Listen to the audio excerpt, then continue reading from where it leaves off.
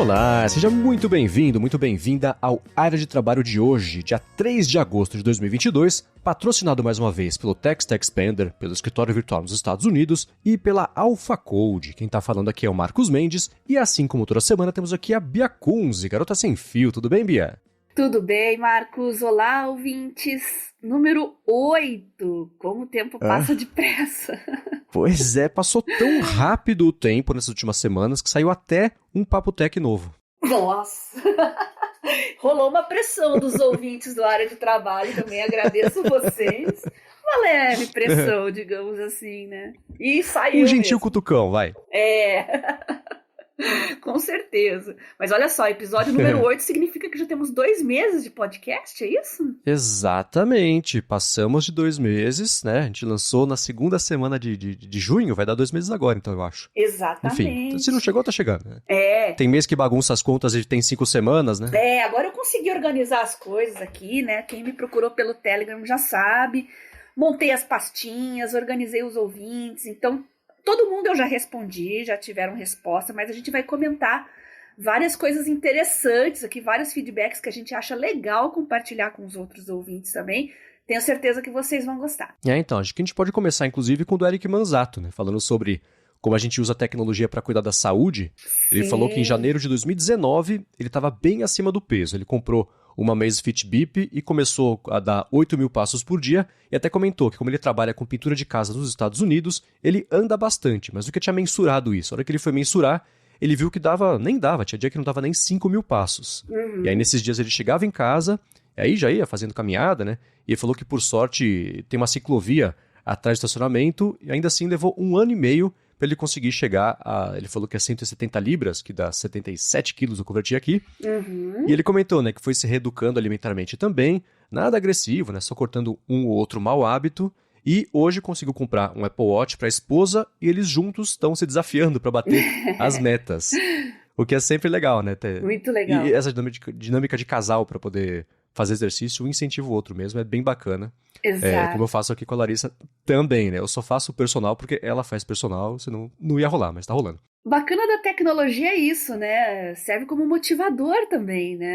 Você fazer isso em casal, se desafiar, fica aquela gamificação, assim, fica legal mesmo, interessante. Mas é quase gamificação mesmo, né? Tem pelo menos nessa dinâmica do Apple Watch, tem os troféuzinhos e tem, né?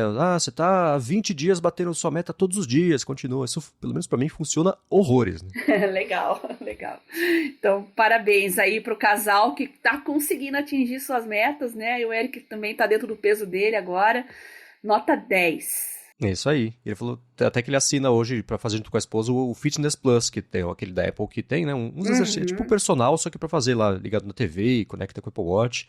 E ele arrematou do jeito certinho. Falou assim que é bom ter a tecnologia ao nosso lado e poder compartilhar com quem amamos. Concordo 100%. Nota 10. É isso aí. Ele até compartilhou, isso a gente não vai colocar aqui, porque eu acho que é pessoal demais, né? Mas ele compartilhou com a gente a evolução do peso dele conforme o tempo foi passando e mostrando como essas coisas foram funcionando e fazendo ele chegar nesse peso que ele queria. Bem bacana. Muito bom. Mais alguns feedbacks aqui, Marcos. O Emanuel Campos também falou que foi uma das melhores descobertas do ano ver eu e você, Marcos, juntos em um podcast muito bacana. Obrigado por esse retorno em altíssimo nível. Uau! Te ouço desde o Pod Sem Fio, lá nos tempos de Pau e Del Axim. Faz tempo, hein? Uns 15 anos isso já. E sábados de manhã nas rádios, em 2006, acho. Foi, em 2015, 2016. Se vocês quiserem, eu conto essa história num outro podcast. Mas, além da CBN, eu tive um outro projeto em uma outra rádio que tinha um público mais classe C e D, falando de inclusão digital e educação digital também para esse público. Era uma época que estava começando a bombar o Instagram, Facebook estava com tudo, e o pessoal, assim, meio que tentando entender a dinâmica das redes sociais e principalmente o acesso a crianças à rede social. Eu fiquei até meio perturbada, porque as pessoas confiavam em mim de um jeito e me mandavam prints de mensagens que chegavam até seus filhos pequenos, menores de idade. Alguns eu tive até que fazer uma orientação para procurar a delegacia de crimes virtuais, né? Então passei a fazer esse tipo de trabalho também. Mas olha, foi quando começaram a surgir meus primeiros cabelos brancos, viu, Marcos? Olha, não foi fácil. Cada história Mas foi muito legal. Eu agradeço, Manuel, pelo feedback, por me acompanhar você aí há tanto tempo. Bem bacana mesmo. E você comentou agora disso. É curioso como a gente vê como algumas coisas, às vezes a gente comenta alguma coisa de passagem, como isso tem impacto para quem está escutando, que né, é uma responsabilidade meio grande, né, que a gente carrega ao fazer isso aqui. E eu acho que conforme, pelo menos para mim, conforme o tempo foi passando, eu fui percebendo que tudo que a gente disser nos podcasts tem que ter bastante responsabilidade, porque a galera né, enfim, vai acreditar, vai seguir, vai atrás. Sim. Como você falou na CBN, por exemplo, é uma responsabilidade grande, né, de lidar com isso. Exatamente. Especialmente, né, numa época lá no começo em que ninguém sabia muito. Tudo bem que 2016 é 2016, né? Foi de 2014 a 2016, mais ou menos. Tá, não era tão no começo, mas ainda assim, hoje em dia, né, quase 10 anos depois, a gente tem um outro jeito de lidar com redes sociais. A coisa, nem pra todo mundo, mas amadureceu um pouco, né? Então lá atrás era uma responsabilidade maior ainda falar sobre isso, né? Eu diria que foi o começo do Instagram atingir um público maior. Foi nessa época. Tá, Ainda o pessoal tá muito ainda em Facebook, mas Instagram ainda tinha aquele ar de novidade, estava tendo uma adesão em massa de adolescentes naquela época. Né? Então foi bem nesse período. O Facebook comprou o Instagram em 2012, então fazia pouco tempo, né? Fazia 2 a 4 anos. Isso, exatamente. Muito bem, obrigado, Emanuel, pelo feedback também. O Rodrigo mandou o print dele escutando o podcast no Google Podcasts. Escutou o Marcos no canal do Marcel Campos e mandou um abraço. Abraço também para você e para o Marcel. Sim, foi legal. Participei faz o quê? Uns 2, 3 meses lá para bater um papo com o Marcel Campos. Abraço para ele. E bacana, é legal ver. O Google Podcasts especificamente tem um trabalho danado a gente colocar o feed dos podcasts todos da Gigahertz, porque, ironicamente, o Google leva uma semana para indexar, no máximo uma semana, mas ainda assim para indexar programas novos, né? Então, faltando lá no Google Podcast, a gente viu como tem bastante gente, como o Rodrigo, por exemplo, que escuta por lá os podcasts. Obrigado e bacana ter mandado o print mostrando lá o podcast sendo executado no Google Podcasts. E obrigado também, claro, pelo elogio e pelo apoio. Depois que eu conversei lá com o Marcelo no canal dele. Muito bem. E olha, o assunto de áudios no WhatsApp ainda está repercutindo, viu? Que fique claro aqui que não foi a Bia que trouxe esse assunto dessa vez, tá? Volta e meia eu recebo conversa do pessoal, assim, o pessoal me manda em áudio só pra zoar, mas eu falei que no Telegram não tem problema, gente. Eu tenho o transcriber. Se eu tô num ambiente, principalmente no horário comercial, já expliquei que isso acontece muito. Eu não tenho como colocar fone, não posso tocar o áudio, não tem problema. Eu jogo lá no transcriber e eu consigo ler as mensagens de vocês super de boa. Minha bronca é só com o WhatsApp mesmo, né? Então o Eduardo Papa falou que nós, mineiros, simplificamos ao máximo as coisas. Esqueceu que chamamos tudo de trem, uai? E sobre tomar banho, deve dar sono mesmo, ou relaxar, porque vai dar lombeira lá longe. Lombeira, eu confesso que eu aprendi agora com o Eduardo Papa falando. Tá vendo só? Tudo chama de trem. Ele tem razão. Os áudios ficam mais curtos.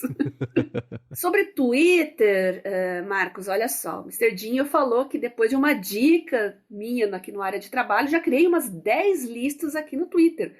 E acabei de descobrir uma feature bacana, a opção de não exibir os tweets das listas na timeline principal. Vinha fazendo isso manualmente, através do silenciar. É muito bom. Realmente, depois que você descobre as listas, parece que o Twitter vira outra rede social. Vocês vão adorar. Né? Eu não sabia que tinha essa opção mesmo, de se você colocou alguém numa lista, então não exibe na timeline principal. O que, olhando agora, é um recurso meio óbvio, né? Mas que bom que tem. É verdade. E talvez não seja tão óbvio assim de encontrar, pelo menos porque ele tinha que fazer isso manualmente, né? Mas eu ainda não consegui fazer, no meu uso, encaixar com listas, porque como eu comentei, eu sigo tão pouca gente, poucas contas que eu sigo, então não sei se funcionaria que cada lista ter 3 pessoas tweetando uma vez a cada 6 horas, então ia ser meio vazio, né? Não faz sentido mesmo. Né? Mas aí acho que volta um pouco até a discussão de como o Twitter pode ser qualquer coisa que você quiser pra tirar utilidade dele, né? Porque você comentando, o Dinho comentando também, que ele descobriu nas listas um jeito novo e até mais útil de interagir, tirar mais utilidade, mais coisas bacanas da plataforma desse jeito do que deixando tudo numa timeline principal. Por outro lado, também usar a timeline principal pode ser o jeito que encaixa no cérebro 100% da pessoa ali, como é o meu caso. Né? Sim. Tomara que o Instagram um dia faça isso também, mas eu acho difícil. O Instagram... Aliás, até tuitei sobre isso, né? Não sei se você chegou a ver, que a empresa, a Meta, né? Que é a empresa dona do Facebook e do Instagram, tá mexendo novamente no algoritmo do Instagram para colocar mais e mais assuntos que não são da sua timeline original. Isso me incomoda pra caramba, porque mais da metade do conteúdo que você recebe no seu feed é de coisas que você não segue, né?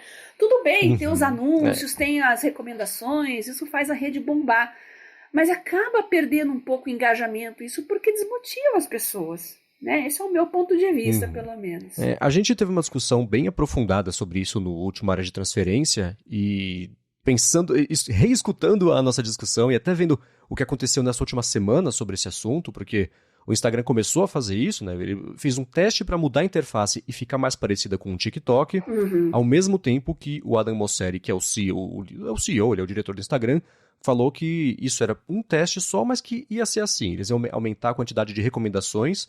O Mark Zuckerberg comentou que até o fim do ano que vem, eu acho, 30% da timeline, que eu achei um número baixo, considerando como é hoje, seriam só de recomendações, de coisas que você não segue, contas, pessoas que você não segue, e por conta até daquela... As Kardashians lá repostaram um pedido para fazer o Instagram parar de ser o TikTok e tudo mais, aí deu toda uma repercussão, e o Instagram voltou atrás temporariamente. O Adam Mosseri voltou, escuta, a gente viu, né, que as pessoas não gostaram muito, então o que a gente vai fazer? Vamos dar um passo para trás, parar com as recomendações, parar com esses testes, enquanto mexemos aqui no algoritmo, para depois liberar isso de novo. E então o ponto final vai ser esse, né? E acho que, pelo menos, eu não sei se a maioria gosta disso e fica em silêncio, e nós, como minoria vocal, falamos que não estamos gostando, mas parece que de um jeito ou de outro, eles com a métrica em mãos de um lado e com o TikTok do outro lado, também com as métricas e todas apontando para cima, acho que o futuro de redes vai ser meio esse, né? Recomendar coisas que você não segue, porque a métrica mostrou que é isso que deixa as pessoas na plataforma por mais tempo, e aí tem mais oportunidade de exibir anúncios, né? Tem aquela coisa toda. Sim. Eu não tenho intenção de voltar pro Instagram tão cedo. Né? Né? Minha conta tá lá encostada já há uns 3, 4 anos, mas não dá. Eu uso super pouco. Usava mais, uso super pouco também hoje em dia. E uma coisa que o Twitter, por exemplo, começou a testar na semana passada, talvez nessa semana mesmo, foi você passar a usar e ver timeline, aí só com recomendação, só que sem criar uma conta. É uma experimentação, talvez, do Twitter, mas seguindo também essa dinâmica do TikTok, né? Que você, para usar o TikTok, não tem que fazer uma conta. Você baixa, ele começa a recomendar vídeo e com base no seu uso, ele vai, né, mostrando mais ou menos daquele assunto, daquela categoria, aquele estilo de vídeo. Por outro lado, mesmo não tendo um usuário ali que criou uma conta, é uma oportunidade de mostrar anúncios direcionados. Então, você aumenta a quantidade de usuários monetizáveis, mesmo com o usuário não tendo uma conta lá no serviço, né? Que é um jeito que funcionou para o TikTok e o Twitter vai tentar fazer funcionar também, né? Pelo menos está investigando isso. É a TikTokização das redes sociais. Uma época era isso com o Snapchat, lembra? Aliás, essa febre de stories começou por causa do Snapchat, né? Sim, sim. Que eu não sei como é que anda das pernas. Eu não tenho tido mais notícias de gente usando intensamente o Snapchat. Será que passou a onda? Parece, né? Pelo que eu sei, ele é muito usado por jovens americanos que não querem estar nem no Facebook, nem no Instagram, então, e ainda não compraram muita ideia do TikTok, então ele é muito usado, até em relatório fiscal, eles mostram isso, que os jovens americanos todos estão no TikTok ainda, o que é curioso, né? Tão distante aqui da nossa realidade, mas a galera tá lá. A impressão que eu tenho é que a dinâmica é assim. O jovem tá lá, domina aquela rede social, de repente começa a vir pai, mãe, tio, vô, vizinho, professor, aí ele vai para outra. Foi o Instagram foi assim. Hoje tá lá pai, mãe, tio, professor, avô, vó, aí ele vai para outra. Para escapar dos olhos dos adultos, digamos assim. E você viu essa rede que tá fazendo sucesso agora mais lá fora, acho que estava em primeiro lugar na App Store americana, que é a BeReal? Não. Ela convida todo mundo ao redor do mundo ao mesmo tempo a postar uma foto do que está fazendo agora com a câmera de frente e a câmera de selfie, e a notificação dá 2 minutos para você postar essa foto. Dá para postar depois também, mas eles são uma espécie, têm se colocado como uma espécie de anti-Instagram, porque aqui é a vida real. Você tá lavando louça, você tá só trabalhando, né? Tá vendo Netflix comendo pipoca, posta isso e pronto. E o Instagram, óbvio, copiou a funcionalidade, agora tem uma coisa parecida também por lá. Mas eu vi nessa última semana o pessoal colocando o BeReal como se fosse, por exemplo, um Wordle, que é um negocinho que você faz uma vez por dia, sem nada para te viciar e te manter, te prender ali. E é por isso que a galera tá gostando, porque é um alívio daquela dinâmica viciante de redes sociais. Bacana, né? Aqueles stories infinitos e reels, e realmente é uma premissa interessante. Quando o Twitter surgiu, né, se vendendo como uma rede de microblogs, a pergunta que você tinha que responder era: o que você está fazendo agora, né? Sim. Então, a ideia voltou, né? É uma espécie de Twitter raiz, então, dá pra dizer assim. É, verdade, né? E eu lembro quando me apresentaram essa ideia do Twitter e eu não conseguia conceber por que alguém usaria. Eu demoro muito pra entender as redes sociais, o propósito, o apelo. Eu sou bem atrasado com isso. Minha visão é zero pra isso, né? Eu também. Então, quando me contaram, eu lembro, eu tava em São Paulo almoçando no Shopping Marketplace, um amigo meu, Daniel, que trabalhou recentemente até na Magic Leap, eu não sei se tá lá ainda. Pra você ver, né? O cara já tinha a visão à frente desde o começo e depois foi trabalhar na Magic Leap. E, não, você posta o que você tá fazendo agora. Eu falava, tipo, almoçando? É. E as pessoas podem comentar, retweetar. Retweetar, não tinha retweet ainda. Eu falei, nossa, tá, divirta-se, né? Não peguei o apelo de pra que servia, né? Eu brinquei no Twitter a respeito disso, né? Eu falei, hoje o povo tá lá brigando, se engalfinhando. Eu falei, que saudades das fotos do prato do almoço, hein? Não pensei que eu era feliz e não sabia. Pois é, né? Tempos mais simples. Tempos mais simples. Hoje não, o pessoal treta por qualquer coisa. Inclusive pela foto do almoço, né? Foto do pôr do sol, almoço, o que mais? Coisas triviais, né? Bons tempos. Pois é. E para passar a régua aqui nos follow-ups e comentários das últimas semanas, o Eudemar Malta falou que sobre aquele papo de palestras, que foi do episódio da semana passada, ele falou que chegou a assistir uma vez ao Ariano Suassuna, ao mestre Ariano Suassuna, falar um pouquinho sobre a história dele. E ele falou, aqui na UFPE, uma experiência única. E ele falou que tem muita coisa boa dele no YouTube. Concordo, ele falou que recomendo. Eu vou deixar aqui na descrição o link para quem quiser dar mais piadinha em palestras que são mesmo memoráveis do Suassuna. Tem vários, já assisti vários no YouTube. Ele é um excelente contador de histórias e é muito divertido, muito divertido. Foi um grande escritor e o legado dele é para sempre, né? Pois é. Inesquecível. Muito bem, agora eu quero entrar no primeiro tema, que acho que o primeiro e único tema aqui do episódio de hoje, que é sobre mudanças de vida. A gente vai detalhar isso daqui a pouquinho sobre o que significa, mas antes disso eu queria tirar um minutinho aqui do episódio para agradecer ao Text Expander, que mais uma vez está patrocinando o Área de Trabalho. O Text Expander é, sem dúvida, uma das ferramentas mais úteis de produtividade que eu já usei, que a Bia usa também, e tem para Mac, tem para Windows, tem para Chrome, tem para iPhone, tem para iPad. Teve beta recente para Android, então logo deve pintar também o aplicativo de Android. Ele serve basicamente para você poupar vida, te economizar tempo, substituindo os textos repetitivos que você tem que digitar todos os dias ou todas as semanas, ou ainda assim, de vez em quando, tipo endereço, por pequenos atalhos que você digita só o atalho, ele troca pelo texto completo e com isso você nem imagina o quanto de vida você vai poupar usando o Text Expander. Então, com ele, você configura esses atalhos. Então, por exemplo, eu tenho aqui @ eu digito isso 2 vezes, @, ele troca já pelo meu e-mail completo e elimina a possibilidade de eu digitar, né, MCV Mendes ao invés do MVC Mendes no usuário, ou ao invés de ser Gmail, sei lá, essas bobeirinhas que a gente digita errado e acaba perdendo o cadastro, ele elimina essa possibilidade. Ou então, se você tem textos mais compridos, né, sei lá, você trabalha com ter que responder informações de venda de um produto. Você cadastra ali só o @produto 1, ele troca para informação de venda. Mercado Livre, por exemplo, então, o Lucas Leb mandou pra gente há umas semanas que ele falou: fui influenciado digitalmente pela Bia e pelo Marcos. Aí ele passou a usar o Text Expander para lidar com as vendas de Mercado Livre dele. Então, uma coisa bacana também é que você pode colocar variáveis. Então, para o texto, esse texto que eu estou lendo agora aqui para falar sobre o Text Expander, eu coloco, né, para não esquecer de nenhum detalhe, eu coloco o texto e ele já está cadastradinho bonitinho lá. E eu coloquei um campo customizável de escolher em qual podcast ele está sendo veiculado, para eu já colocar aqui o nome do podcast certo, para não ter que escrever toda vez, né, colar o texto e ter que preencher só qual que é o podcast. Já deixo lá link também, se tiver cupom de desconto, tudo isso. E se a gente aqui na Gigahertz usasse o plano empresarial do Text Expander, se eu fizesse um ajuste no texto, se a Bia precisasse acessar, ela ia ter acesso à versão mais recente do texto, mesma coisa o Rambo também, se ele precisasse fazer alguma coisa.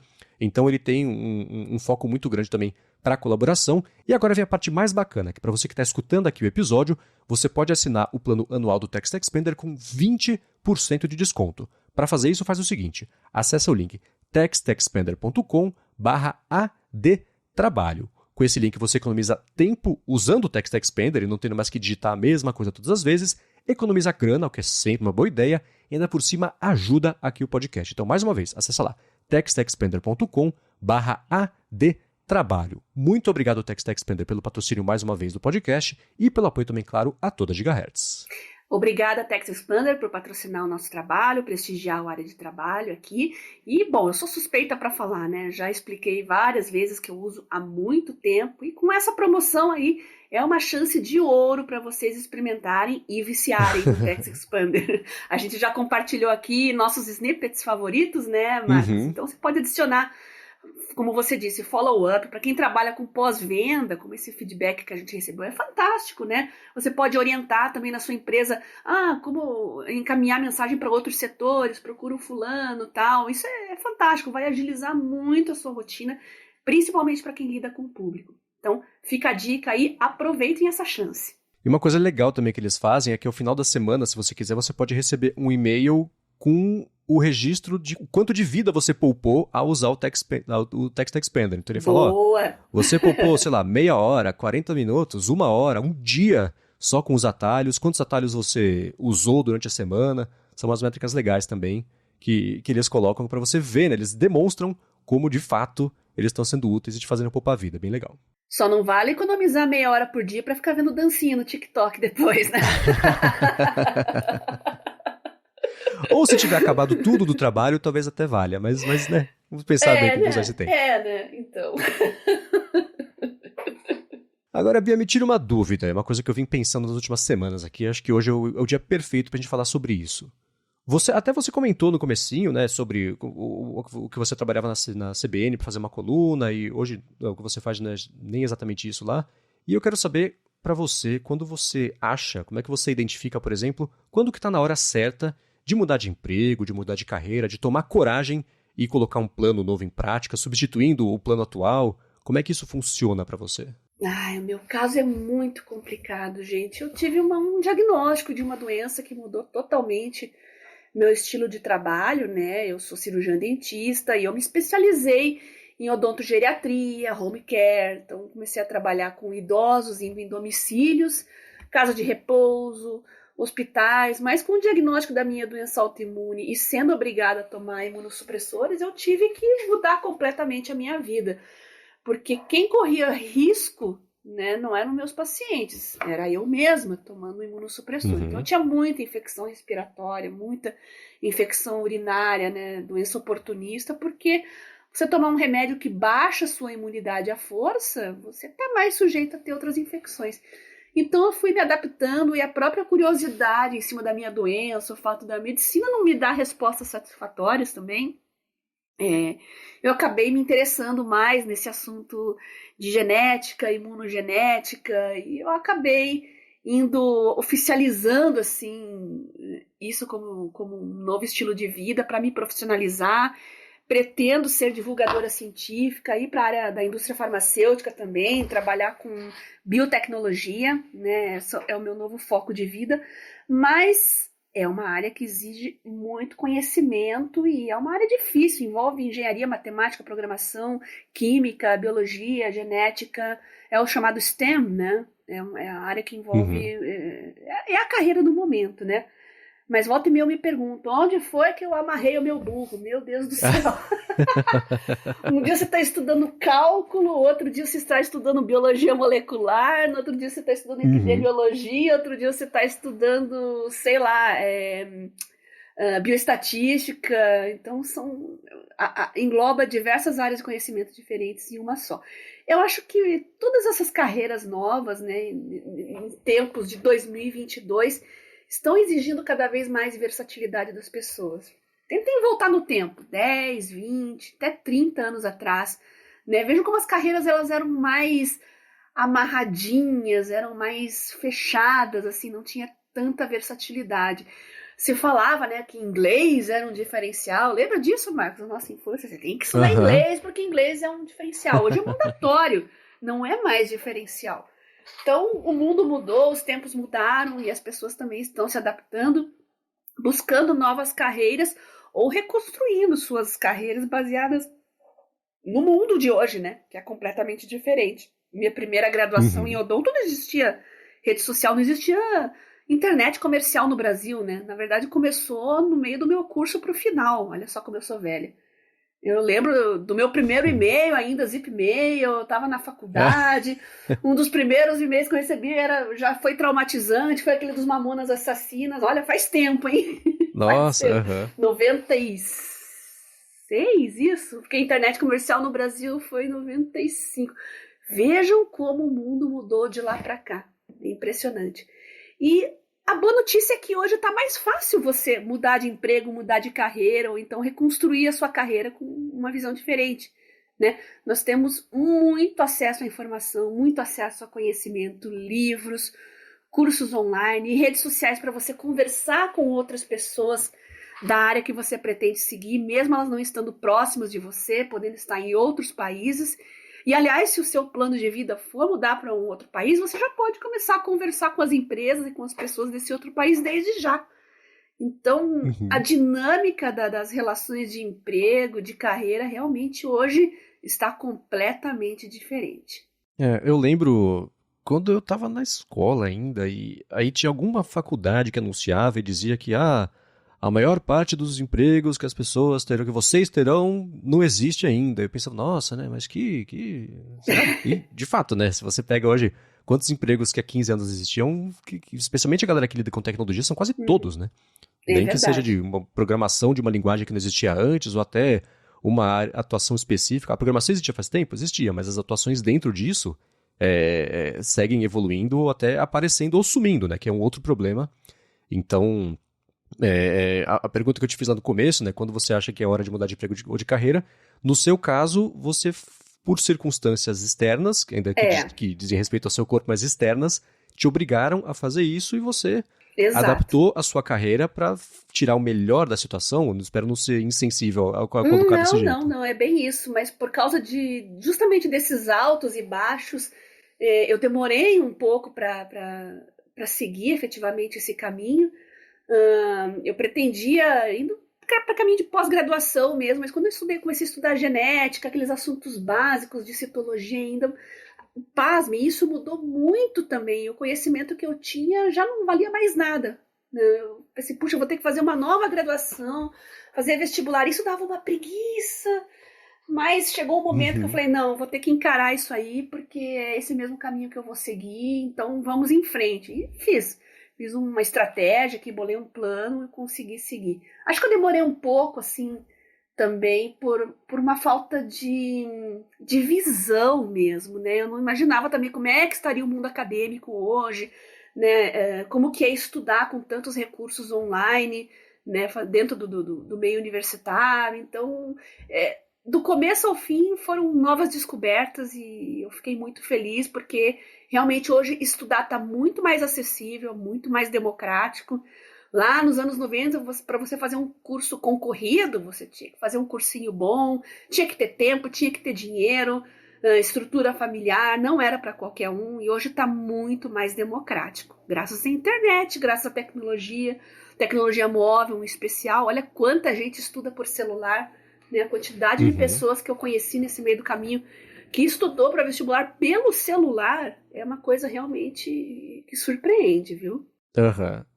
Acho que essa discussão que a gente vai ter agora, ela só é resultado da pandemia, porque ela acelerou, a gente vai falar sobre dados, as leituras que eu fiz aqui para falar sobre isso de um jeito inteligente no episódio, ela acelerou um processo que já vinha acontecendo, mas está todo mundo, isso empregadores e funcionários, aprendendo a lidar com o cenário, não só o cenário de home office, mas o que significa a pessoa ter motivação, achar um propósito para o trabalho, né? Isso tudo entra muito mais na conta agora que todo mundo passou os últimos 2 anos refletindo mais sobre a vida, né? Porque teve contato com situações em que o Covid, sei lá, às vezes levou algum parente próximo e te faz questionar se, poxa, estou usando meu tempo da melhor forma possível, né? Então muita gente tem repensado isso com foco no trabalho.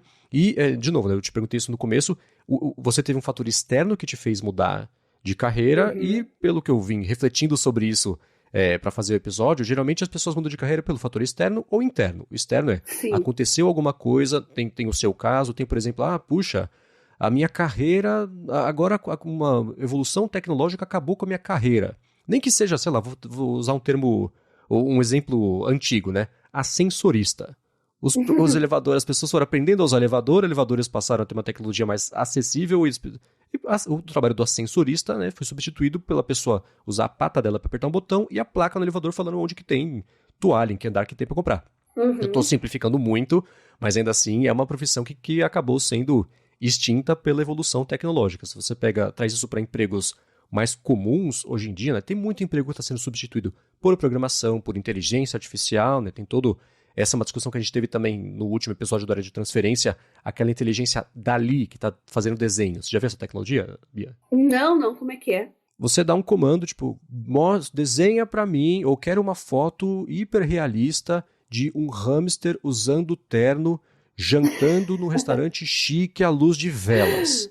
Esse sistema te dá 9 fotos desenhadas disso, e o sistema que é o da OpenAI, que é o da empresa mesmo do Elon Musk, ele está com acesso limitado e te dá um resultado perfeito. Existem outros sistemas, tem o Dali Mini, que virou Crayon agora, que dá resultados ok, mas tem coisa do tipo... Eu passei horas brincando com isso, né? Me mostra uma capa do Iron Maiden se tivesse sido desenhada pelo Picasso em preto e branco. Ele te cospe 9 desenhos, que é exatamente isso. É o Ed desenhado em preto e branco. Então, é muito bacana, né? Por outro lado, existe toda uma discussão até filosófica e ética de que essa inteligência artificial, a da OpenAI, o Dali mesmo, foi treinado utilizando fotos e ilustrações de milhões de pessoas na internet e agora vai cobrar por acesso a um resultado que vai substituir o trabalho dessas pessoas. Então o Dali, ele gera uma ilustração super detalhada e bonita em 1 minuto, que levaria para um ilustrador 1 dia, 2, 3, uma semana para fazer. Então tem toda essa discussão, mas é o caminho que a tecnologia tem dado para diversas profissões, né? A evolução substitui profissões. Então, fator externo, né? E o outro lado é fator interno. Puxa, eu já sei que eu não quero mais ser ilustrador, né? Seguindo exemplo. Agora eu quero ser programador. Não que dá para um ilustrador ser programador ao mesmo tempo, né? Mas se a pessoa não está mais feliz com isso, quer mudar de área, quer mudar de profissão, ou mudar de emprego, né? Tu nessa empresa querer ir para outra, né? Que é a hora certa de fazer isso, né? Então você tem fatores externos e internos que podem motivar as pessoas a pedirem demissão. E tá rolando por causa da pandemia, esse movimento que eles estão chamando lá fora de The Great Resignation, que é tipo a grande renúncia. O grande... Né, que nunca existiu uma quantidade tão grande de pessoas pedindo demissão. Então, eu busquei aqui dados nos Estados Unidos, bateu logo no comecinho da pandemia, a quantidade de pedidos de demissão despenca, só que ela volta para os níveis de 2010, que elas iam subindo desde lá. E aí, você pega bem na época de março, né, que ninguém sabia o que ia ser do mundo, e daí pra frente levantou horrores e tem batido recorde do último ano, né, bateram recordes. E no Brasil a mesma coisa, procurei o levantamento de demissão no Brasil, nos últimos 12 meses existiram 6 milhões de pedidos de demissão. Isso correspondeu a 1/3 das demissões. Então, a cada 3 pessoas, uma pediu demissão e não perdeu emprego. Ela quis ir embora, né?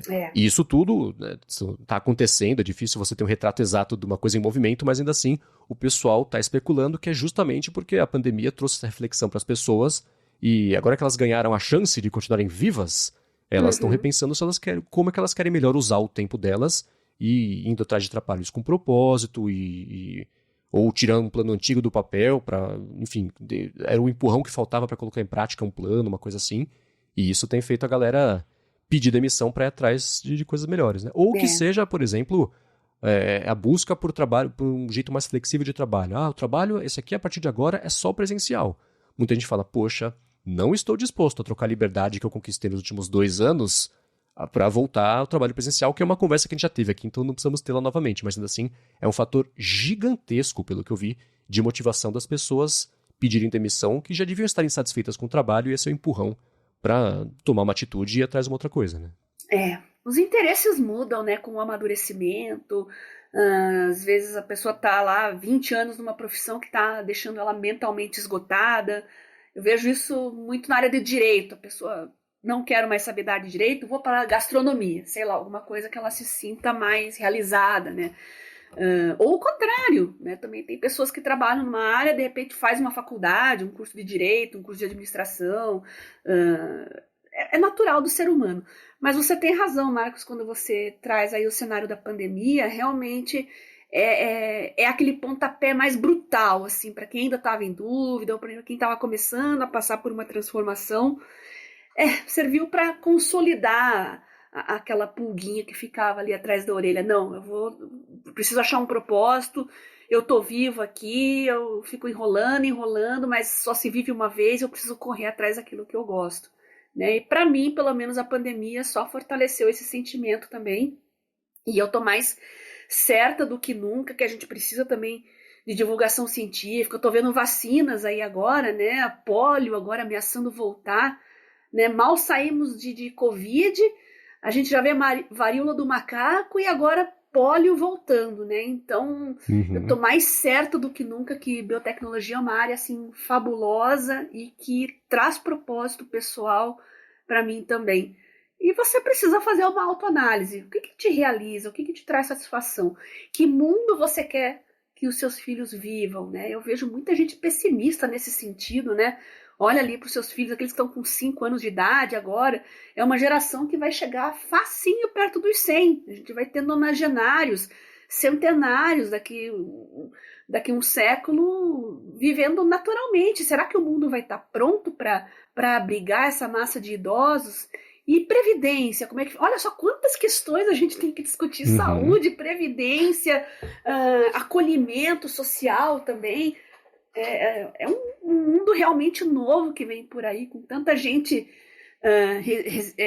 renunciando, né, ao Great Resignation.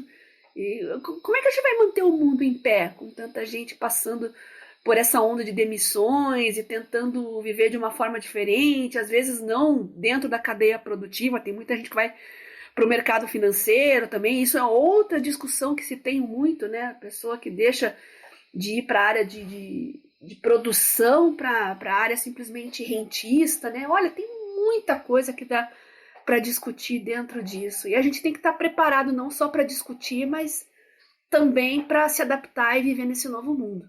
Sim, e tem uma diferença, e isso é uma coisa que a gente já comentou rapidinho uma vez em algum episódio também, entre você ir atrás do seu sonho de um jeito que, de novo, não quero parecer insensível, mas que pode ser irresponsável, né? Ah, vou viver da minha arte na praia. Beleza, boa sorte, mas se você tem responsabilidade, especialmente se você, né, tem mais pessoas que dependem de você, ou dependendo de como você quer passar esse futuro que, né, daqui a 20, 30, 40 anos, quão sustentável é isso. Tudo bem que a pessoa pode a qualquer momento também voltar atrás e mudar de área novamente, fazer uma outra coisa. Mas tem uma diferença entre isso, né? Todo mundo ter que ir viver do próprio sonho e coloca em risco um conforto financeiro e até de saúde lá na frente também, né? Para conseguir lidar com isso, versus uma mudança mais planejada, você fazer isso de um jeito responsável, nem que seja fazendo um pouquinho de cada coisa até você poder fazer essa migração na hora que parecer mais apropriado, que você sentir firmeza, né? Que o chão tá firme ali para você dar esse pulo e fazer isso.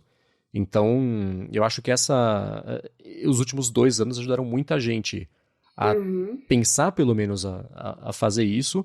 E uma coisa e por que eu trouxe esse assunto pra gente falar sobre hoje é porque ontem eu pedi demissão da agência que eu trabalhava para passar agora só a trabalhar tanto na Gigahertz quanto no Bolha Dev com a Lura. Que legal. Olha só, a gente tá discutindo aquilo que a gente tá vivendo, hein, gente? Exatamente. Isso é um podcast de ouro. Pois é, então é por isso que eu queria trazer esse assunto, porque foi uma coisa que há muito tempo eu já vinha pensando em fazer, uma coisa que a gente veio discutindo aqui, né, desde o começo de trabalho remoto. Cada vez que a gente falou sobre isso, era um pouco de terapia também, né? Pra fazer isso, enfim, né, existe, como eu comentei agora, é uma decisão que, né, se você, no meu caso aqui, eu moro com a Larissa, a gente tem as nossas contas, os nossos planos, as nossas realidades e é uma mudança que só aconteceu porque a gente conversou, combinou bem esse jogo e não foi de momento, né? Uma coisa que há muito tempo já vinha pingando essa ideia. E eu me coloco como estatística dessa galera que, por causa da pandemia, passou a avaliar o que significa você ter um trabalho, o quanto de significado você vê nesse trabalho, o que eu estou acrescentando com esse trabalho. E hoje eu vejo, por exemplo, que eu acrescento muito mais fazendo aqui os podcasts do que eu acrescentava no trabalho, fazendo uma coisa que era maquinal exclusivamente para pagar as contas, né? Então, eu sei que eu tenho o privilégio de poder fazer essa escolha, que não é a situação de todo mundo, né? Mas Essencialmente o que eu estava fazendo era dividir meu dia entre 3 empregos e um deles não me trazia nenhum tipo de realização. E aí eu escolhi que estava na hora enfim, de deixar essa carreira de publicitário para trás, mais uma vez, que eu já tinha feito isso uma vez no passado e acabei voltando, para me dedicar agora a fazer só os podcasts. Então você que está escutando aqui, assina mesmo o Text Expander, né? Dá moral para os patrocinadores, que agora as contas dependem disso, tá? Por favor. Mas tá certo. Tudo isso entrou nessa conta, né? E a gente pensa assim também, às vezes para você dar um passo à frente tem que dar 2 para trás. Faz parte do processo, né? Eu acho que dar 2 passos para trás, seja em termos de voltar a bancos escolares ou fazer um replanejamento financeiro, dar uma apertada no cinto ali por um tempo, ainda é muito melhor do que você passar tempos e tempos remoendo depois por arrependimento. Meu único arrependimento é ter demorado para tomar essa decisão, né? Meu maior, digamos assim, calo no sapato era, fazer vestibular de novo, pegar aquele conteúdo de ensino médio. Mas a vida aí me obrigou. Eu estava num período muito ruim que eu não conseguia mais trabalhar, ficava horas fazendo infusão numa clínica, né? Quem já fez aí. É tipo uma hemodiálise, assim, só que eu ficava fazendo infusão porque eu tinha dores, assim, insuportáveis. Eu levava meu tablet comigo e aproveitei para estudar. Falei, agora vai ter que ser na marra. Então, deu certo e realmente, meu único arrependimento hoje é não ter feito isso antes. Mas tá aí, tudo tem seu tempo, né? Teve que ser assim, então que seja. Não fique pensando, aquele overthinking, né? Será? Vai lá, toma uma decisão, coloca no papel, estipula metas, não fique pensando também em tudo imediatista, né? Às vezes um vestibular de medicina, por exemplo, que é super concorrido e já tem uma carga imensa de conteúdos que você tem que dominar. Não é apenas conhecer, você tem que dominar para você ter uma nota muito alta em vestibular. Não precisa ser um plano de um ano. Os cursinhos são 1 ano, mas sei lá, você tem família, você trabalha, você não consegue estudar em 1 ano. Faça um plano de 2 anos. Não tem nada de errado com relação a isso. Faça um plano mais de longo prazo para alcançar seu objetivo. Você quer fazer uma faculdade? Não vou conseguir me formar em 4 anos. Beleza, que seja 6, para você poder sustentar a sua família, enquanto isso, fazer menos matérias. Só não pode ficar o dia inteiro colocando a cabeça naquela situação de que droga, né? Mais um dia, mais uma rotina, não aguento mais. Ou então colocar a cabeça no travesseiro de noite e fica lá, puxa, que droga, queria que as coisas fossem diferentes. Isso é bem ruim. Fico feliz, Marcos, que você tomou essa decisão aí. Te desejo muita sorte, muito sucesso e muito trabalho duro também. Saúde para bastante trabalho duro, né? Muito obrigado.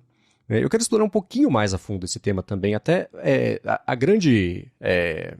como é que é? A grande renúncia, ela está vindo acompanhada da ideia de que isso não é uma grande renúncia, mas uma grande revisão de propósito profissional. Quero falar sobre isso, mas antes, quero tirar um minutinho aqui do episódio para agradecer o Escritório Virtual dos Estados Unidos, que também está patrocinando aqui mais esse episódio do Área de Trabalho e quer falar com você, que também é empresa que tem ou está pensando em expandir a atuação lá para os Estados Unidos. Com o serviço do Escritório Virtual nos Estados Unidos, você pode contar com endereço físico e fiscal também em Miami, ou para divulgar os materiais de comunicação, ou para receber comunicação, encomenda também para direcionar para o Brasil. E você conta também com um número de telefone de Miami com transferência chamada URA, que pode ser ou em português, ou em espanhol, ou em inglês. Se você assinar o Escritório Virtual nos Estados Unidos, você pode abrir contas em bancos nos Estados Unidos, tudo legal, tudo certinho, sem problema nenhum. E, além disso, dependendo também do plano que você contratar, eles disponibilizam a sala de reunião física lá para você poder fazer reuniões, que fica pertinho do Aeroporto Internacional lá de Miami. Eles têm planos que vão desde o básico até o avançado também para caber em todo tipo de bolso e atender também a diferentes tipos de necessidades. E para ver no detalhe os planos que eles oferecem, os valores também, é só você acessar o endereço escritoriovirtualnoseua.com.br. Lá você tira dúvidas também com o formulário de contato, por e-mail ou até pelo WhatsApp. Então acessa lá escritoriovirtualnoseua.com.br e dá o primeiro passo para a expansão internacional da sua empresa. Muito obrigado, Escritório Virtual nos Estados Unidos, pelo patrocínio mais uma vez aqui do podcast e também, claro, pelo apoio a toda Gigahertz. Pessoal do Escritório Virtual tá só provando que nunca foi tão fácil ser cidadão do mundo, hein? Tudo isso que a gente está falando aqui no podcast, Olha só, você não precisa mais nem sair do Brasil para você expandir seus negócios. Aliás, você pode ir morar em lugares que você nunca conseguiria um emprego, né? Por exemplo, eu quero morar em Bora Bora, ser desenvolvedor e passar o resto do dia surfando. O pessoal vai procurar no Google o que é Bora Bora, hein? Beleza, vai lá, abre o seu escritório nos Estados Unidos, você vê um desenvolvedor nos Estados Unidos e um surfista em Bora Bora ao mesmo tempo. Olha que incrível. Então, obrigado, pessoal, por patrocinar aqui o nosso podcast, prestigiar o nosso trabalho. Nota 10, um serviço espetacular. Bom, e uma coisa que eles comentaram comigo é que tem muito influenciador que tem assinado o serviço com eles para poder ter essa presença e uma relação com as empresas de lá, mesmo morando aqui, e conseguir fazer esse trabalho internacional do jeito muito mais fácil. Então também tem esse lado que é interessante, né? Boa, bem pensado, bem pensado. Então vamos lá, eu comentei agora um pouquinho The Great Reassessment, a grande revisão, a grande, não sei, reflexão sobre o que significa trabalhar. Eu vou colocar na descrição do episódio um texto que é uma matéria da Fortune falando sobre isso, e eles falam sobre um professor, que é professor assistente em administração, que é o Randall Krum, comentando aquilo que eu acho que até comentei no comecinho do episódio, que a pandemia parece ter acelerado essa tendência que existia das pessoas repensarem se elas estavam felizes de verdade no trabalho, se estão trabalhando só para fins para pagar aquela conta no fim do mês, e deixavam essa reflexão sobre o propósito meio de lado, para não ter que tocar muito nesse vespeiro, que podia dar em alguma coisa. Então ele falou que a pandemia acelerou isso, então a gente não deveria ver esse período pelo qual a gente está passando como a grande renúncia, mas sim a grande ressignificação de encontrar o propósito para trabalhar. Aliás, uma coisa que eles falam também nesse texto, que corrobora até o que eu tinha pego no comecinho, é que em julho, né, agora, as demissões, os pedidos de demissão estavam batendo recordes mês após mês. É uma coisa que a gente viu também acontecer aqui no Brasil. E olha só, viria estatística então também, né? Eu tô vendo um artigo aqui e eles só reforçam o que você já falou, né? A pandemia realmente deu uma acelerada no processo, né? Agora a gente está numa fase não acabou ainda, né? Mas a gente está numa fase pós-pandemia, então eu acho que a partir de 2022, 2023, só vai crescer mais ainda à medida que as pessoas estejam mais aptas, né, a passar por essa mudança. Só vai aumentar, tenho certeza. Né? E agora uma coisa que eu imagino, você já liderou equipes, coisas assim, ou sempre trabalhou... Não, é mais por conta mesmo. Já aconteceu de liderar equipes, mas na época que eu tinha clínica, tinha vários profissionais trabalhando, né? Só na odontologia mesmo. Entendi. Então eu vou tentar adaptar a pergunta que eu ia fazer, né? Se você, ou nessa posição que você tinha antes disso, ou sendo uma funcionária que faz parte de uma equipe, por exemplo, que você esperaria de um emprego, do empregador, de um chefe, para ajudar a mostrar que existe um propósito no trabalho, para segurar esse pessoal, não pelo salário, porque você recebe um aumento daqui a 3, 4, 5, 6 meses, acho que aquela insatisfação volta a borbulhar, né? Pelo menos na minha experiência, sempre foi assim, né? O aumento ele é um band-aid ali, se não for uma correção de juros, é só um band-aid de insatisfação ali, e nem sempre isso resolve um problema. Mas se você estivesse numa posição dessa, você como funcionário, o que esperaria de um chefe ou de um trabalho para ajudar a encontrar esse propósito nesse dia a dia? No meu caso é suporte e segurança, né? Eu acho importante plano de saúde, plano odontológico. Dependendo da área, você tem muitos deslocamentos, a violência urbana é muito forte, então para algumas empresas, de repente, ter um transporte fretado que vá até a sua casa pode ser uma opção interessante, mas claro, cada um tem a sua visão, né? Na minha visão pessoal, é segurança para trabalhar.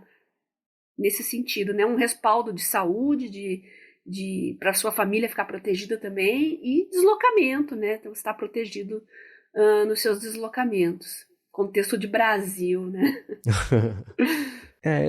Eu vejo, né, quando eu passei a trabalhar para essa agência que eu estava agora, foi muito curioso ver o quanto, e foi a contratação acontecer. Eu trabalhava como freelancer para eles fazia bastante tempo, mas ainda assim a contratação mesmo aconteceu durante a pandemia, e eu observei justamente como o pacote de benefícios ganhou um peso muito grande, especialmente a parte de saúde, né, porque acho que era a maior preocupação da maioria das pessoas. Então, como esse pacote de benefícios ganhou um peso muito grande, não na negociação exatamente, mas na apresentação da vaga, né, e uma coisa curiosa é que nessa mesma matéria que eu falei que pintou na Fortune, eles tocam um pouco sobre isso e uma das dicas é de você mostrar como o propósito da pessoa no trabalho ali, durante o trabalho que ela vai desenvolver, isso vai ter impacto na história dela, da empresa, e ela é uma continuidade do trabalho que começou ali. Então, uma questão muito mais filosófica do que prática de você oferecer um pacote de benefícios para segurar a pessoa, porque também, aí eu vou falar por mim, não é uma coisa que vai segurar se a pessoa não quiser mais continuar naquele emprego por uma questão de não ver o propósito, né? Acho que o propósito tem que ser vem acima de tudo, porque é isso que as pessoas estão questionando. O núcleo da falta de empolgação, da falta de motivação para trabalhar, tá em por que eu estou fazendo isso, né? Então, se não der para achar uma resposta que dê para resumir num tweet por que você está fazendo isso, acho que é o primeiro sinal de problema, né? Mas se você ainda passa por esse tipo de reflexão, assim, dá para dizer que você está numa fatia privilegiada da população que trabalha mais com conhecimento, enfim, porque aqui no Brasil a gente tem uma grande massa de trabalhadores mesmo que está mais lá na prestação de serviços básicos, salários muito baixos, agora a gente tem inflação aí corroendo o ganho do trabalhador, então nós estamos todos juntos nesse barco, né? Nós temos terceirizados, às vezes que não estão numa situação legal trabalhando, enquanto você tem um plano de carreira, ele não tem, vocês estão convivendo no mesmo ambiente. O Brasil não é fácil não, viu? Então conjugar todos esses perfis de pessoas diferentes no mesmo ambiente torna tudo muito mais desafiador, viu? Sim, você tocou num ponto que é essencial.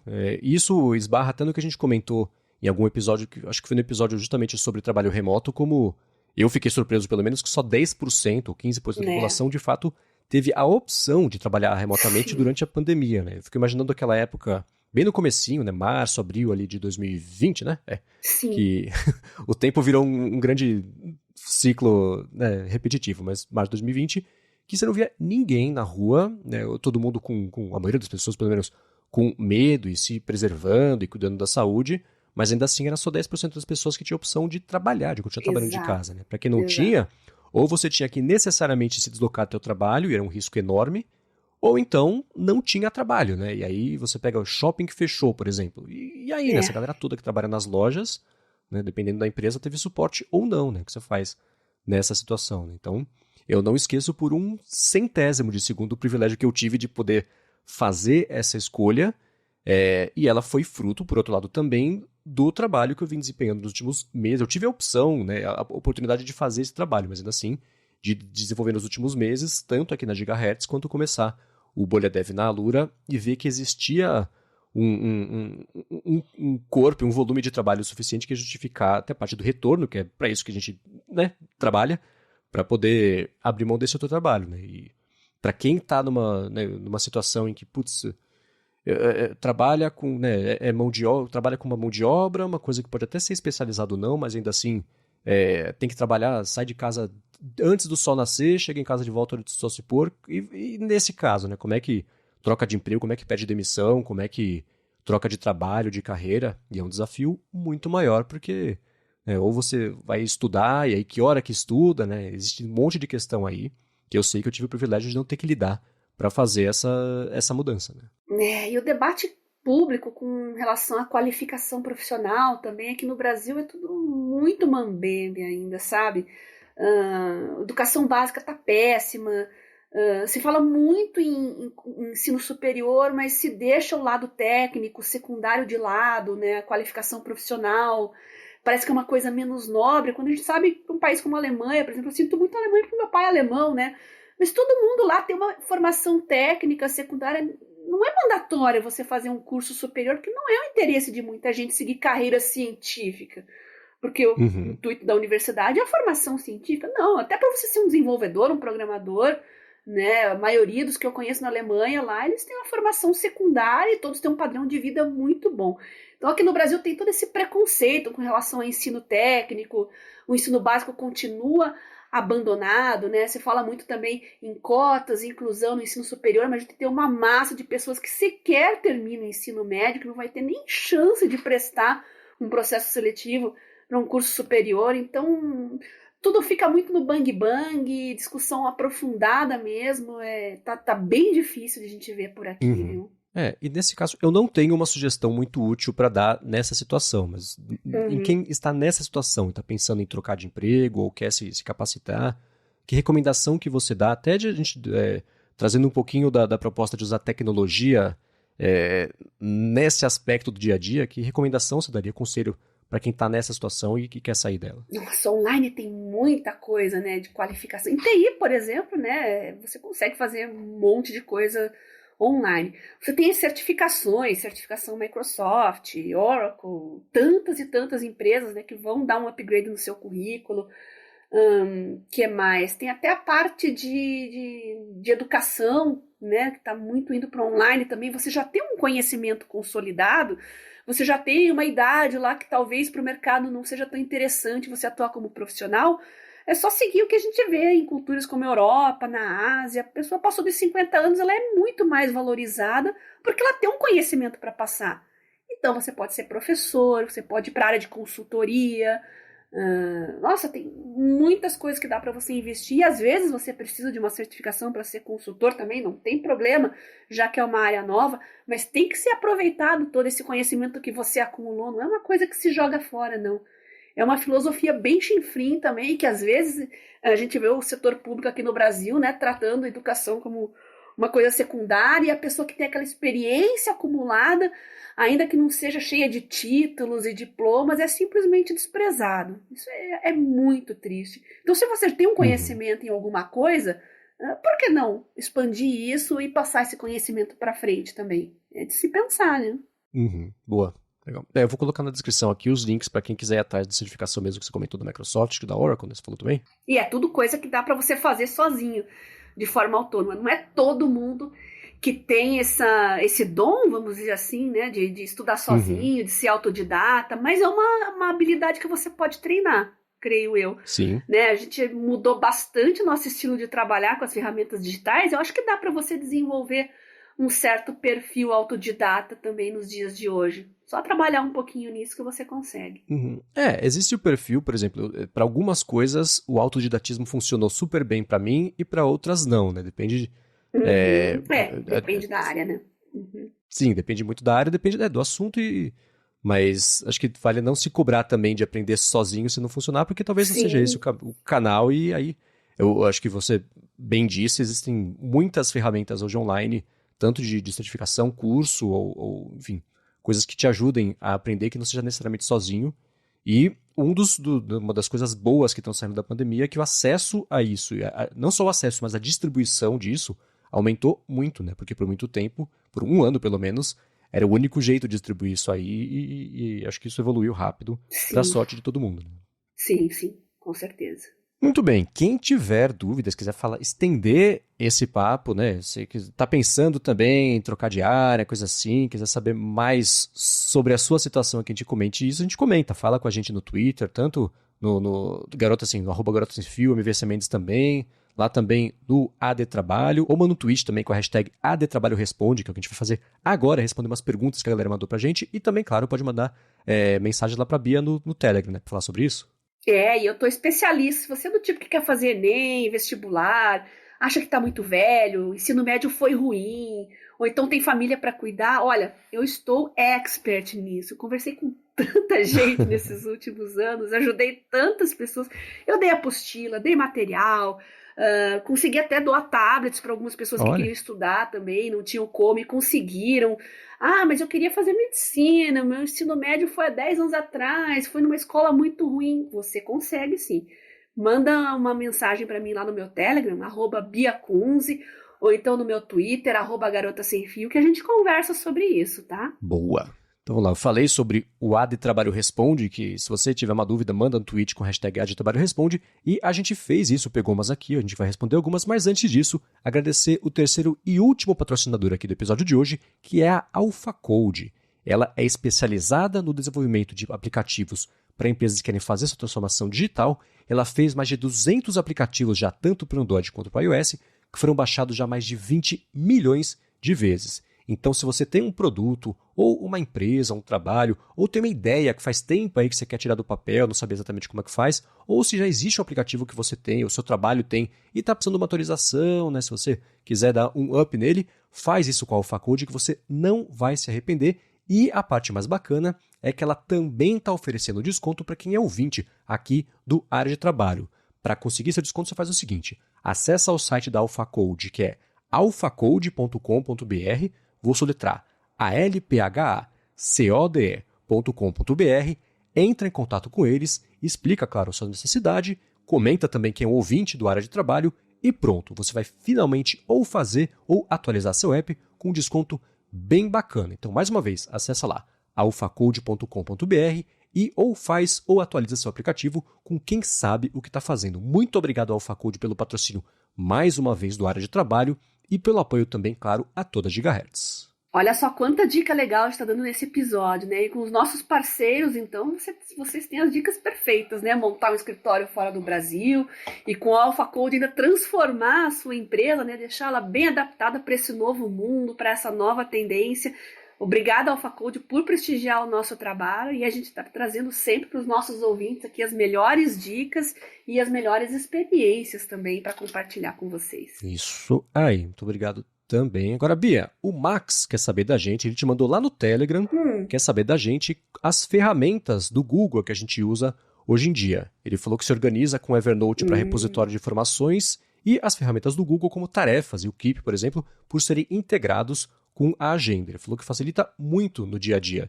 Inclusive, como ele tem um problema no telefone dele de sincronização e lentidão do Evernote, ele passou boa parte dos arquivos pessoais dele para o Google Drive, o que facilita muito a abrir documentos na rua, por exemplo, né? Ele falou que se o Evernote funcionasse perfeitamente no telefone, ele usaria só o Evernote, mas tem muitas limitações, né? Tem. Inclusive, minha bronca com o Evernote é justamente você editar os documentos que você coloca lá. É sempre um parto, né? Então, é interessante você ter um Google Drive, você ter o Calendar, todos os serviços do Google se integram super bem. Se você quiser fazer uma assinatura aí, de ter uma solução mais completa, você vai ter uma experiência ainda melhor. Como eu disse, eu no momento estou na suíte da Microsoft, né, por questões corporativas, mas o Google também oferece um leque aí fantástico, tudo muito bem integrado, né? E o Keep também é um ótimo aplicativo, ele é muito básico, muito intuitivo, mas é poderoso ao mesmo tempo, né? Então, tudo funciona super bem. E o que eu estou usando do Google no momento, eu acesso o Drive com uma certa frequência, que eu acho muito legal. O que mais que eu estou usando? Deixa eu dar uma olhadinha aqui. Eu uso muito o YouTube para assistir aulas, né? Tem muitas aulas no YouTube.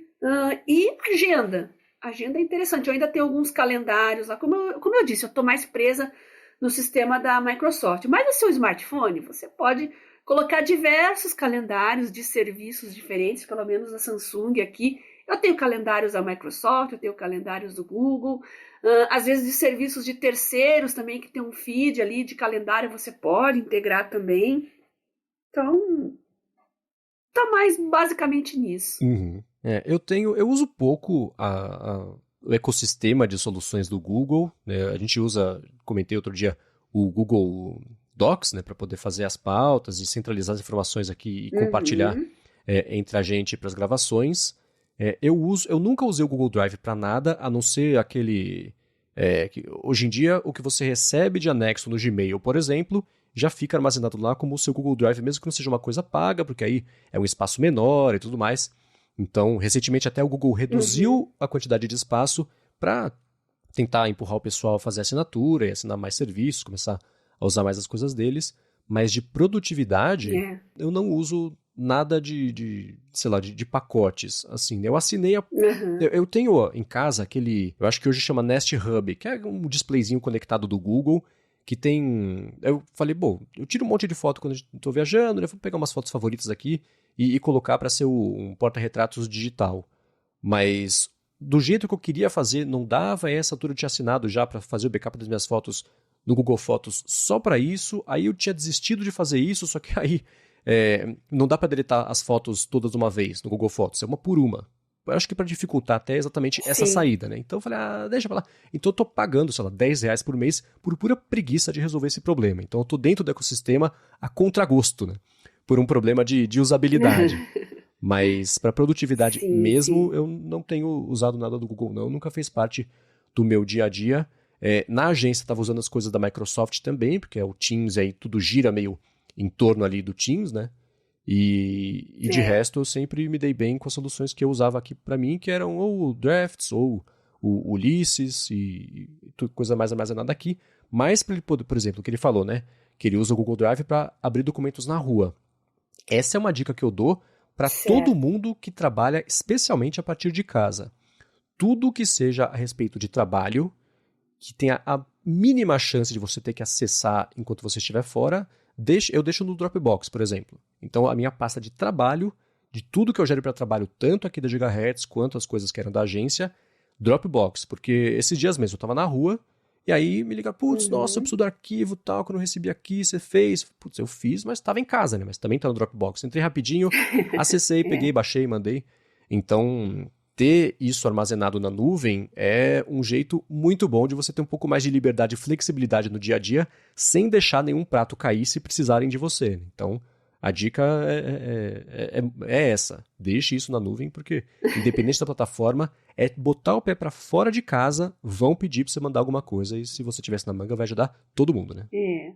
E a gente pode fazer um episódio também aqui só sobre backup, né? Já tô dando a dica aqui, Marcos, se quiser colocar na sua lista de pautas aí. Já coloquei. Porque tem um ditado que diz que você ter um backup só é a mesma coisa que não ter nenhum. Então, eu acho que é praticamente obrigatório hoje em dia você ter um backup físico, né, do conteúdo do seu computador, né, um HD físico, mas você ter um backup na nuvem também. Então, 2 backups, sendo um virtual e um físico, eu considero essencial hoje em dia. Eu tenho uma amiga que passou por uma situação que ela foi assaltada, né? Ela estava com a mochila, com o notebook, e o HD de backup estava junto. Putz. Então, olha que situação, né? Então, hoje você tem que ter um backup na nuvem também. Isso é muito importante. E isso eu não sei se tem no Google Drive, mas no Dropbox tem, que já me salvou algumas vezes, que é a recuperação de versionamento de arquivo, de versão. Isso, o Dropbox tem uma ferramenta pensei justamente nele, né? Ele tem isso, que é bem legal. Então se você, sei lá, tem a pasta sincronizada, você deletou a pasta inteira, ou um arquivo dentro da pasta, e eu acho que em até 30 dias você consegue recuperar numa espécie de lixeira do Dropbox que não conta com seu armazenamento. Então fica lá, se você precisar recuperar. Versão também, salvou o documento por cima. Putz, lá tem, você volta no histórico do documento e volta no tempo e reverte. Então essas coisas são muito úteis e já me ajudaram algumas vezes, inclusive recentemente com uma área de transferência, que eu gravei por algum motivo, eu estava fazendo uma limpa, o arquivo foi junto, o bruto da minha gravação, e o Edu que edita falou, escuta, seu arquivo não está na pasta. Eu gelei, aí eu fui lá no Dropbox, recuperei o arquivo e salvei a publicação do episódio na data certa. Então isso é bem útil ter essas coisas mesmo. Não, o Dropbox é maravilhoso, né? A gente meio que vai ou pro Google Drive, o OneDrive da Microsoft, meio que a gente é meio empurrado, né? Porque tem aquela suíte, né? Então a gente fica preso naquele ecossistema. Mas dependendo do seu estilo de trabalho, vale a pena dar uma olhadinha nas soluções do Dropbox também e ver se não é essa mais adequada para sua rotina. É isso aí. Agora, seguindo aqui, o Marcos Ogama perguntou pra gente se a gente tem algum fluxo de trabalho com o Kindle. Por exemplo, ele falou que, Bia, você envia artigos para ler no Kindle? Não, eu falei isso para ele. Só livros mesmo, tá? Porque eu tenho o tablet, eu tenho a caneta. Então, eu gosto de escrever em artigos, eu gosto de sublinhar. Dá para sublinhar no Kindle também. Mas eu preciso da agilidade da caneta. Eu me acostumei tanto a escrever no tablet, tô com o Samsung Notes aqui, que eu realmente deixei o Kindle só para livros mesmo. E ele é fantástico como um dispositivo monotarefa. Adoro. Então, não tenho fluxo de trabalho, não. Então, o Maxwell até comentou em cima dessa pergunta do Marcos e falou que ele compra livros e lê somente, não manda nada externo para o Kindle, e todos os materiais ele deixa lá no hashtag Evernote para ler depois. Ele falou que tem lá no Evernote uma biblioteca que tem os cadernos para ler, lidos e lendo. Ele guarda lá tanto os resumos e anotações dos livros que ele está lendo no Kindle, né, e enfim, materiais externos também. Eu nunca tinha pensado, na verdade, na possibilidade de usar o Kindle como uma ferramenta de trabalho. Para mim, ele sempre foi, que nem você, consumo de livros, entretenimento ou livros, né, que tenham a ver com trabalho, mas ainda assim, muito mais de consumo do que geração de conteúdo ou de marcar coisa, texto, artigo lá direto no Kindle. Eu sempre pensei mais para isso também, né? Tablet, uma caneta ou o dedo mesmo, para fazer anotação e marcação. E o Kindle sempre foi mais entretenimento do que algo mais voltado para a produtividade. Hoje estão surgindo alguns leitores com a tinta eletrônica, né, e com caneta também.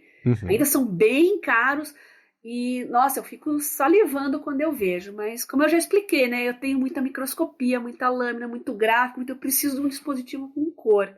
Então ainda não é o momento para eu arriscar e ir para um dispositivo desses, mas eu não tenho a menor dúvida que ia ser fabuloso. E o Kindle também tem comunidades, eu sugiro que vocês procurem aí nas redes sociais, tem comunidades de fãs de Kindle, de e-books, que tem alguns hacks aí fantásticos para quem quer ter um fluxo de trabalho com o Kindle, vale a pena dar uma olhadinha. Tem grupos no Telegram sobre isso também, né, de Kindle.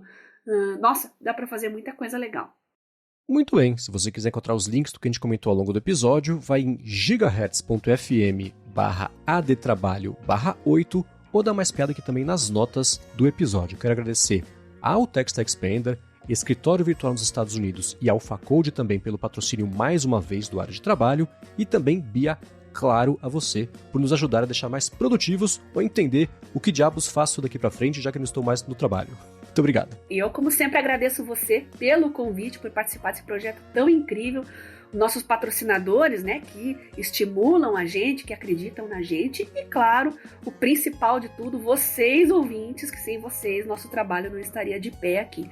Então, só reforçando, vocês podem me encontrar no Telegram, @BiaCunze, ou no Twitter, @GarotaSemFio. Mandem suas sugestões, seu feedback, sua experiência também. A gente falou tanto hoje, né, sobre redesignação de carreira. Eu gostaria de ouvir as histórias de vocês também, tá?